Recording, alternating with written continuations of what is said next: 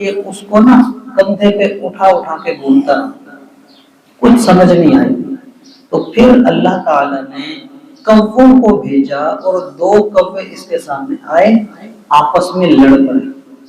اس نے ایک نے دوسرے کو مار دیا، تو اب دوسرا جو کوا تھا جو زندہ تھا اس نے زمین کو اپنی چونچ اور پنجوں کے ساتھ کوریدا اور پھر مرے ہوئے کوے کو اس میں ڈال کے اوپر مٹی ڈال دی۔ یہ دیکھ رہا تھا تو اس کو یہ سمجھ آ گئی کہ اچھا مرنے والے کے ساتھ اس طرح ہے کہ اس کو دفن کر کے چھپایا جا سکتا ہے۔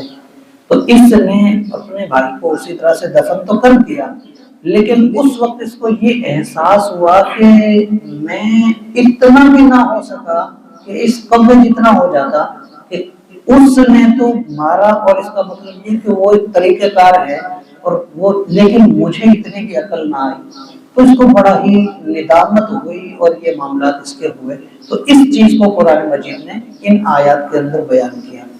فرمایا فَطَوَّعَتْ لَهُ نَفْسُهُ قَتْلَ أَخِيهِ، ابھارتا رہا اس کا نفس اسے کہ وہ قتل کرے اپنے بھائی کو۔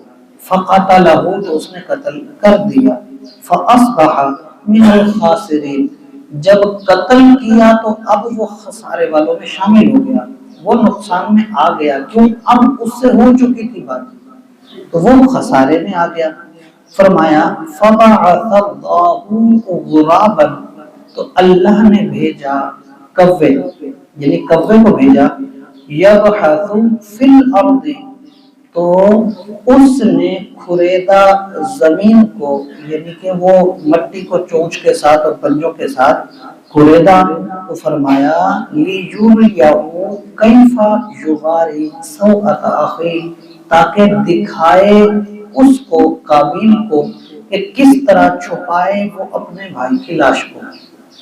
قَالَ يَا وَيْلَتَا، تو پھر جب اس نے یہ دیکھا اور اپنے بھائی کو دفنایا، سارے معاملات کیے، تو اس کو نا اپنے آپ کے اوپر ندامت ہوئی، تو کہنے لگا یا ویلتا، ہائے بربادی ہے، اعجزت ان اکون مثل هذا الغراب، میں اس کوے جتنا بھی نہ ہو سکا کہ فاواری سوءۃ اخی، کہ میں اپنے بھائی کو چھپا لیتا، میں اپنے بھائی کی لاش کو کس طرح سے ٹھکانے لگانا ہے کر لیتا، میں اس کوے جیسا بھی نہ ہو سکا۔ فرمایا فاصبح من النادمین، تو وہ ہو گیا ندامت کرنے والوں میں، یعنی کہ افسوس والوں میں ہو گیا۔ اب تو اس کا کوئی حل نہیں تھا، جب تک غلطی نہیں ہوئی تب تک انسان کے بس میں ہے، لیکن اگر غلطی ہو جائے تو سمجھ لیں اب انسان کے ہاتھ سے نکل گئی، اب خسارہ ہی ہے۔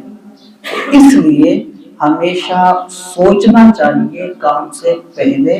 بعض اوقات غصے کے عالم میں یا اس طرح کے معاملات میں انسان جب اپنے ہوش سے نکلتا ہے، پھر یہ بات اس کے لیے نقصان کا سبب ہوتی ہے، اس سے بچنا چاہیے۔ اس مکمل واقعے میں کئی چیزیں ہیں، لیکن جو علماء فرماتے ہیں نا موٹی موٹی چیزیں، کہتے ہیں اس میں 3 ایسی چیزیں ہیں جس کی سختی سے مذمت ہے۔ اس میں سے پہلی چیز حسد ہے، اور